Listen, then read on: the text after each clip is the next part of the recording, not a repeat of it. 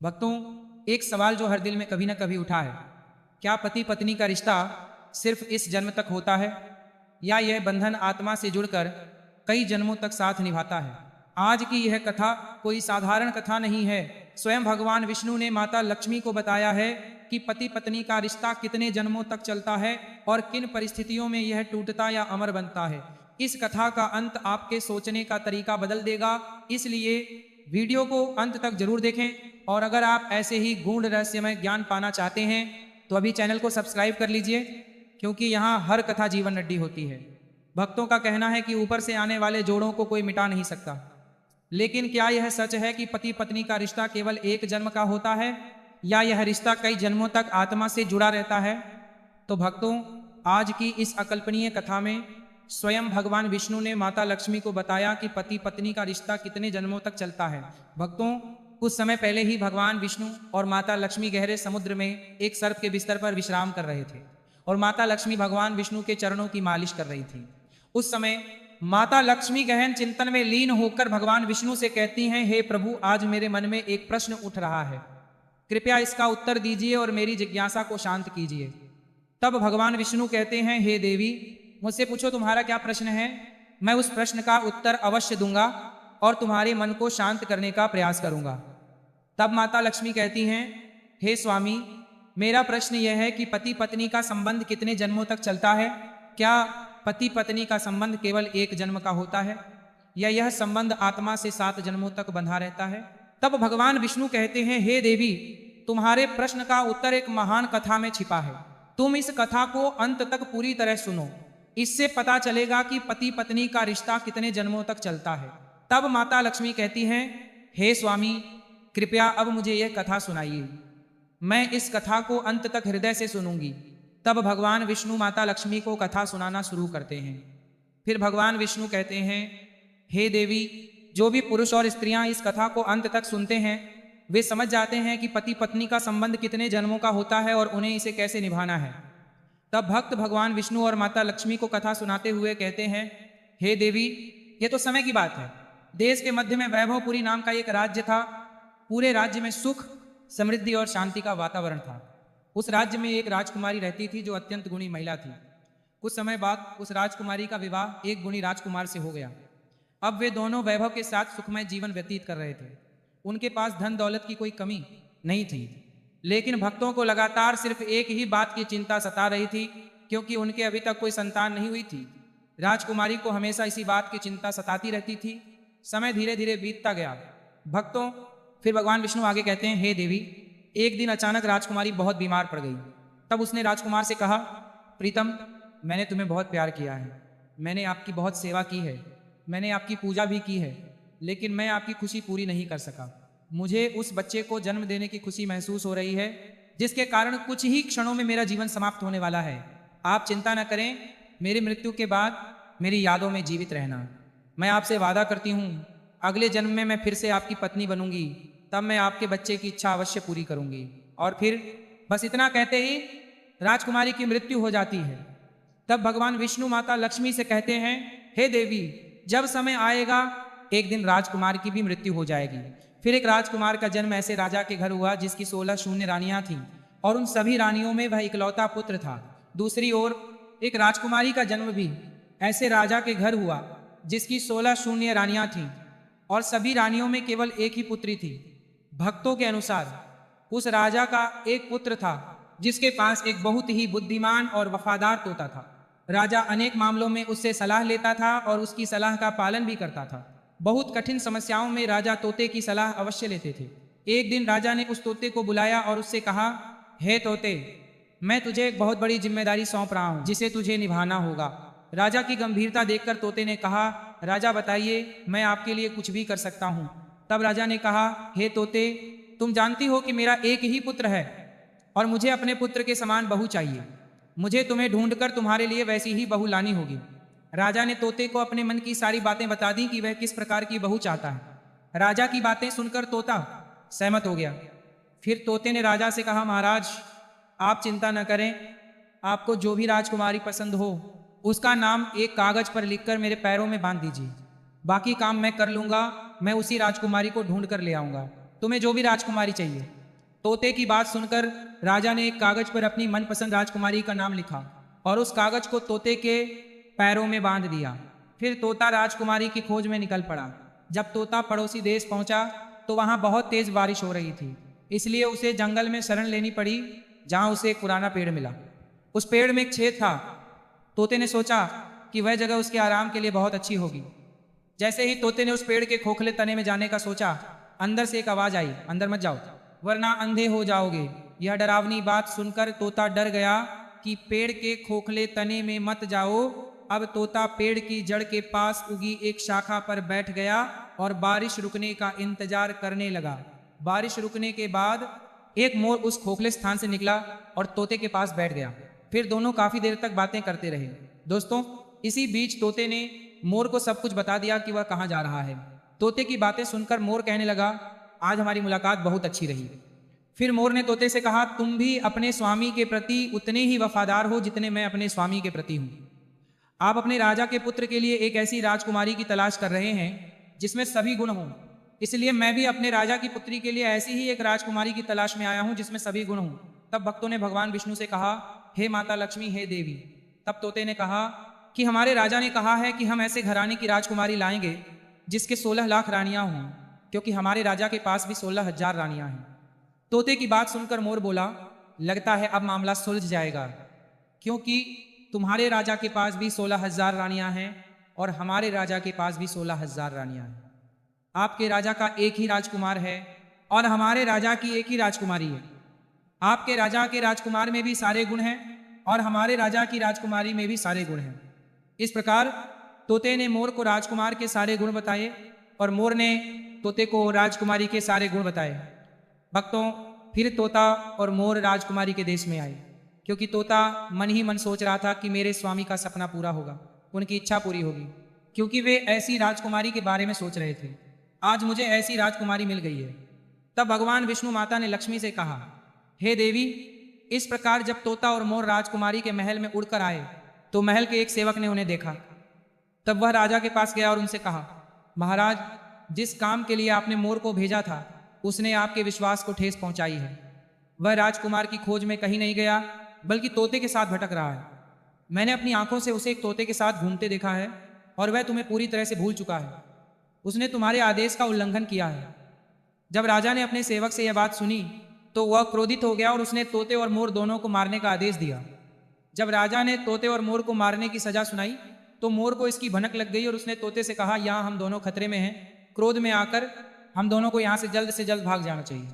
जल्दी से यहाँ से भाग जाओ, नहीं तो हम दोनों मारे जाएंगे राजा के तीर से मरने से पहले। चलो, हमें यहाँ से भागना होगा। भक्तों ने ऐसा सोचकर तोते और मोर को वहां से बहुत दूर उड़ा दिया। जब राजा का सेवक उन्हें मारने गया तो उसे न तो तोता मिला और न ही मोर। तब उस सेवक ने तोते और मोर को बहुत ढूंढा, लेकिन वे कहीं नहीं मिले। फिर वह यह सोचकर लौट आया कि लगता है तोते और मोर को राज आदेश की जानकारी मिल गई है, इसीलिए वे किसी सुरक्षित स्थान पर चले गए हैं। अब तोते और मोर कुछ दिनों तक इंतजार करेंगे ताकि लोग उस बात को भूल जाएं। कुछ दिन बीतने और मामला शांत होने पर श्रद्धालु महल में वापस आए और तोता राजा के दाहिने घुटने पर और मोर राजा के बाएं घुटने पर बैठ गया। तब तोते ने राजा से पूछा कि आप हमें क्यों मारना चाहते हैं? हम आपके प्रति वफादार हैं। आपके महल के सेवक हमसे ईर्ष्या करते हैं, इसीलिए उन्होंने हमारे साथ बुरा बर्ताव किया है। हम दोनों आपसे खुशखबरी सुनने आ रहे थे। हम दोनों बुद्धिमान और धनी तोते और मोर के राजाओं के सेवक हैं। हम हमेशा से आपके प्रति वफादार रहे हैं। तोते और मोर की बात सुनकर राजा का क्रोध शांत हो गया और उन्होंने उनसे खुशखबरी के बारे में पूछना शुरू किया। तब तोते और मोर ने अपने मन की बात बताई और कहा, महाराज, इस तोते के राजा की 16 रानियां हैं और आपकी भी 16 रानियां हैं। इस तोते के राजा का एक ही पुत्र है और आपकी भी एक ही पुत्री है। हालांकि आप दोनों ने कभी एक दूसरे को नहीं देखा है, फिर भी आप दोनों को एक दूसरे के बच्चों से विवाह करना चाहिए। राजा को आपकी पुत्री जैसी बहू चाहिए और आपको इस तोते के राजा के पुत्र जैसा दामाद चाहिए। ईश्वर की कृपा से हम आपके राज्य के बाहर एक जंगल में मिले और अब हम आपको यह खुशखबरी देने आए हैं। तब तोते और मोर ने राजा को अपने मन की बात बताई और उन्हें प्रसन्न किया। फिर तोते ने अपने पैर राजा की ओर बढ़ाए, जिन पर एक पुस्तिका बनी हुई थी और जिसमें राजकुमार के चुनाव के बारे में लिखा था। फिर जब राजा ने वह पर्चा पढ़ा तो वह बहुत प्रसन्न हुआ। पहले तो उसे उस तोते पर विश्वास नहीं था, लेकिन जब उसने तोते वाला पर्चा देखा तो उसे तोते पर विश्वास हो गया। फिर राजा ने तोते के पैरों से राजकुमार की शाही तस्वीर निकाली और अपनी रानियों को भेजकर कहा, इस तस्वीर को देखकर बताओ कि यह राजकुमार कैसा है। कुछ दिन बीत गए लेकिन तस्वीर वापस नहीं आई। राजकुमारी को वह तस्वीर बहुत पसंद आई और अब वह राजकुमार की तस्वीर हमेशा अपने पास रखती थी। कुछ दिनों बाद रानियों ने कहा कि हम सबको राजकुमार पसंद है, अब उसकी शादी जल्द हो जानी चाहिए क्योंकि राजकुमारी राजकुमार को देखे बिना नहीं रह सकती। मित्रों, तब भगवान विष्णु और माता लक्ष्मी से कहते हैं, हे देवी, जैसे ही यह उत्तर राजा तक पहुंचा, राजा ने तोते को वापस भेज दिया और कहा कि वह अपने स्वामी के पास जाकर उन्हें बताए कि उसे राजकुमार की प्रिय कन्या मिल गई है, उसे 10 महीने के भीतर विवाह के लिए हमारे पास आना चाहिए। मित्रों, फिर क्या हुआ? जैसे ही राजा ने यह बात सुनी, तोते ने राजा को आदर पूर्वक प्रणाम किया और उड़कर अपने देश से चला गया। अपने देश पहुंचने पर तोते ने राजा को अपनी यात्रा की सफलता के बारे में बताया। यह सुनकर राजा बहुत प्रसन्न हुए कि उनकी इच्छा के अनुसार उनके पुत्र के लिए राजकुमारी मिल गई थी। फिर राजा ने तुरंत इस शानदार अवसर का भव्य आयोजन करने का आदेश दिया। राजकुमार के लिए राजा ने सबसे महंगे और उत्तम वस्त्र बनवाए। घोड़ों के लिए एक बहुत ही शानदार जीन बनवाई गई। सैनिकों के लिए भी नए और उत्तम वस्त्र बनवाए गए। कीमती हीरे, गहने, अच्छे कपड़े, दुर्लभ फल, महंगे मसाले और उच्च गुणवत्ता वाले वस्त्र आदि जैसी कई चीजें एकत्र की गईं। अब 10 महीने जल्दी से बीत गए। इन तैयारियों में इतना समय कब बीत गया, राजा को भी इसका पता नहीं था। लेकिन भक्तों को पता चला कि विवाह से कुछ दिन पहले राजकुमार के पिता बीमार पड़ गए और उनका निधन हो गया। यह परिवार के लिए बहुत बड़ा सदमा था। अब राजकुमार को जाने से बचना पड़ा, क्योंकि ऐसे समय में राजकुमार का विवाह करना उसके पिता का अपमान होता। कुछ समय बाद जैसे ही राजकुमार के पिता की मृत्यु का शोक समाप्त हुआ, राजकुमार तोते के साथ राजकुमारी से विवाह करने के लिए निकल पड़ा। भक्तों, राजकुमारी का देश बहुत दूर नहीं था, इसीलिए राजकुमार तोते के साथ बहुत जल्दी वहां पहुंच गया। और फिर राजकुमार ने राजकुमारी के महल के पास वाले बगीचे में तोते का पिंजरा बना दिया। भक्तों, फिर भगवान विष्णु कहते हैं, हे देवी, यदि राजकुमार उस उद्यान में प्रवेश न करते तो बेहतर होता, क्योंकि वहां जाने के कारण उनका तोता भी मर गया। माली ने उस तोते को मार डाला, क्योंकि एक तोता आम के पेड़ पर बैठा आम खा रहा था और राजकुमार की ओर आम फेंक रहा था। माली को यह बात पसंद नहीं आई और वह क्रोधित होकर तोते को मार बैठा। इस विपत्ति के बाद कुछ समय बाद राजकुमार को पता चला कि राजकुमारी के पिता ने अपनी बेटी का विवाह उससे करने से इनकार कर दिया है, क्योंकि उसके पिता की मृत्यु हो गई थी। बगीचे में मांद बनाने के कुछ दिनों बाद राजकुमारी टहलने निकली। संयोगवश वे उसी रास्ते से गुजरी जिस पर एक बगीचा था। जब उन्होंने बगीचे की ओर देखा तो उन्हें वहां राजकुमार दिखाई दिया। फिर राजकुमारी ने राजकुमार को पहचान लिया, क्योंकि उसकी तस्वीर अभी भी उसके पास थी। उस समय उसने कुछ नहीं कहा और वहां से सीधे अपने महल लौट गई, क्योंकि उसे अपना प्रेमी मिल गया था। उसी क्षण से उसे सब कुछ बहुत राजी है, अच्छा लगने लगा। शाम को भोजन करते समय राजकुमारी ने अपने भोजन का आधा हिस्सा खा लिया और शेष भोजन राजकुमार की तस्वीर के साथ राजकुमार को भेज दिया। उसने अपनी दासी से राजकुमार को यह बात बताने को कहा, उस भोजन को खाने के लिए कहा और यदि वह न खाए तो उसमें उंगली डाल दे। मित्रों, तब भगवान विष्णु कहते हैं, हे देवी, दासी ने भी ऐसा ही किया। राजकुमार ने भोजन नहीं किया, इसलिए दासी ने उससे भोजन के बर्तन में उंगली डालने को कहा। जब उसने थाली में रखे चावल में उंगली डाली तो उसमें उसकी तस्वीर दिखाई दी। उसने सोचा कि राजकुमारी उससे प्रेम करती है। यह सोचकर उसने हाथ धोए और राजकुमारी के नाम से एक पत्र लिखा, उसे दासी को दिया और वापस भेज दिया। जब दासी राजकुमारी के महल पहुंची और उसने पत्र पढ़ा तो उसके मन में राजकुमार से मिलने की इच्छा जागृत हुई। उसने आधी रात सिक्कों से भरी एक थैला लिया और उस बगीचे की ओर चल पड़ी जहां राजकुमार ठहरे हुए थे। फिर राजकुमार को देखकर राजकुमारी ने कहा, आश्चर्यचकित मत होइए, मैं आपसे बहुत प्यार करती हूँ और इसीलिए मैं आपसे छुप कर आई हूँ। मेरे पिता आपको मुझसे शादी करने की अनुमति नहीं देंगे, इसीलिए चलो अपना घोड़ा तैयार करो और मुझे अपने देश ले चलो जहाँ कोई हमें नुकसान नहीं पहुँचा सकता। ये सुनकर राजकुमार और राजकुमारी घोड़े पर सवार होकर राज्य से बाहर निकल गए और चलते चलते वे एक ऐसी जगह पहुंचे जहां उनकी जान को बड़ा खतरा था। वे जिस जगह पहुंचे वहां एक जादूगर रहता था जिसकी एक बेटी थी। जादूगरनी की बेटी ने राजकुमार को देखते ही उससे प्रेम कर बैठी और उससे शादी करने की जिद करने लगी। अब जादूगरनी सोचने लगी कि राजकुमार और उसकी बेटी की शादी कैसे होगी। तभी उसे एक विचार आया। उसने राजकुमार और राजकुमारी को अपने घर रात के खाने के लिए भेजा। जब राजकुमार और राजकुमारी जादूगर के घर रात के खाने के लिए पहुंचे तो जादूगर ने राजकुमार को एक कमरे में बुलाया और उसके गले में रस्सी डाल दी। रस्सी डालते ही राजकुमार भैंस में बदल गया और जादूगर पिछले दरवाजे से भैंस को घर से बाहर एक सुरक्षित स्थान पर ले गया और अपनी बेटी को भी उसके साथ भेज दिया। अब राजकुमारी अपने राजकुमार को ढूंढने लगी। लेकिन वह भैंस में बदल चुका था। अब वह उसे कैसे ढूंढती? सारा दिन भैंस जादूगर की बेटी का पीछा करती रही। जादूगर की बेटी जहां भी जाती भैंस उसके पीछे पीछे जाती।